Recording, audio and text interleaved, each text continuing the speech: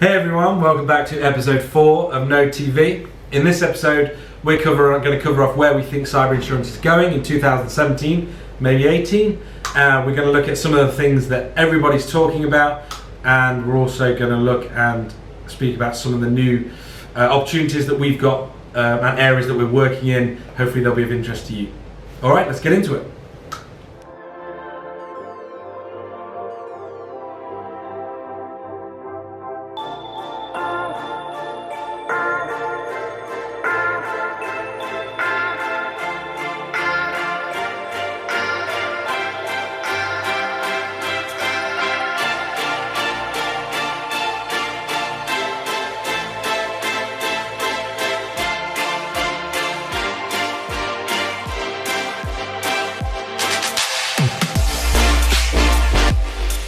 Alright everyone, thanks for sticking with it. So yeah, as the title first described, we're going to talk about kind of what we see as the most relevant trends, certainly in the next year. It's very hard to lock down with any digital risk given the speed of which both people are innovating and two, which I think the level of crime and sophistication of incidents that we're seeing is evolving.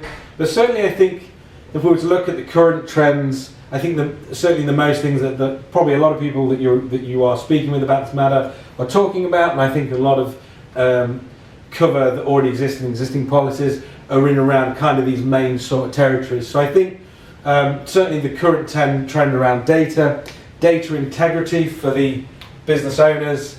There's never been, I think, more of a focus on just what data they're holding, how they're holding it, and how they're going to handle it in the event of a breach. And I think conversely, from the insurable side, there's never been more of a focus on actually what a cyber insurance policy can actually do for you to, one, help you manage that, rectify any issues that arise from it, and deal with it in the most appropriate manner.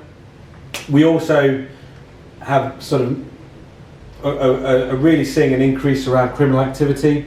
So I think that the way in which criminals are manipulating and utilising infrastructure is going to continue to grow, and it's going to be a massive play over the coming year. Criminal activity, I think, in the way that disruption and organised crime is leveraging infrastructure, so looking at how they compromise sort of botnet activities, taking huge exploits of networks and using them to do things that are either harmful for businesses or downright disruptive, so looking at denial of service attacks, even spamming, even huge methods of taking huge amounts of CPU and sort of hardware and computer systems and either pointing them in one direction or using them all to hack or manipulate a system. I think is something that's just going to continue to grow through 17. And then another current trend that we're seeing a lot of, I've spoken about it in some of the earlier videos, is in and around the craftiness attack. So I think one that hits businesses globally daily is around the spear phishing and the sort of social engineering, where organised crimes and hackers and downright fraudsters really are focusing on businesses, trying to get them to do something in a kind of duplicate fashion under false pretenses. I think that's going to be a really it's just going to continue to grow. I think the principle will stay the same, but these are all for now are very insurable. But I think the sophistication of the crime and the way it occurs is something that we're going to see continue to grow. And obviously, if we're looking to insure people against that, then it's something that we're going to have to continue to monitor. All right, everyone. So let's move into the new kind of areas that we're seeing opportunities, or certainly we're being approached by people to look at how their digital risk landscapes look, and look at maybe coming up or trying to come up with insurance solutions that will help mitigate some of the digital risk that particular line of business or sector has got. And I think this is really one of the coolest part, or sort of the most interesting side of what we do. I think we're so lucky to be living in a time where never in our history are we, or certainly not probably in our lifetimes, are we going to see the transition that the internet has made to commerce, to business. And I think that we are very lucky to be able to spend the time to come up with solutions to look at just how very old infrastructures have adopted new technologies and innovated to really embrace the brilliance of technology and the internet and the digital revolution, but then how that then has created different risks. And I think that's going to be a really big trend that we see over the coming years, where we look at old industries, ones that have been in the insurance world for hundreds of years, and because of their transition from non-digital enabled to digital enabled, I think we're really going to see some big opportunities and some really big challenges. But I think that as a company, that's one thing that we spend a lot of time doing, is R&D in and around new areas of opportunity, or new areas of where we've got existing risks and people are coming to speak with us about what we can probably do to come up with solutions with them. So absolutely in no order at all, and we've probably missed a few off here, but I think probably one of the largest risks, typically in the London market, I think there's probably three really large existing classes of business, marine being one of them, aviation and energy.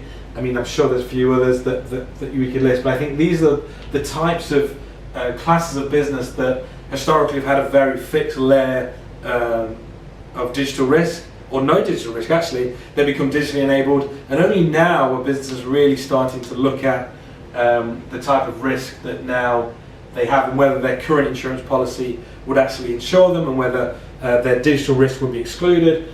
And I think what's most interesting to us is that their digital risk has now become their most real risk. It's their largest risk that they face, and therefore one I think that they should, and we should, and anyone that's working in this industry should really start to think about just what and how a digital risk insurance solution could help mitigate some of the new risks that these businesses are facing. So I don't really want to go through the risks in particular, because I think that would take long, but I just wanted to sort of outline some of the areas that we're looking at. So certainly marine, energy, aviation, these are all sectors that have been very historic in Lloyd's and have been written for years, but through digital revolution we're certainly starting to get approached to discuss and come up with new solutions around that.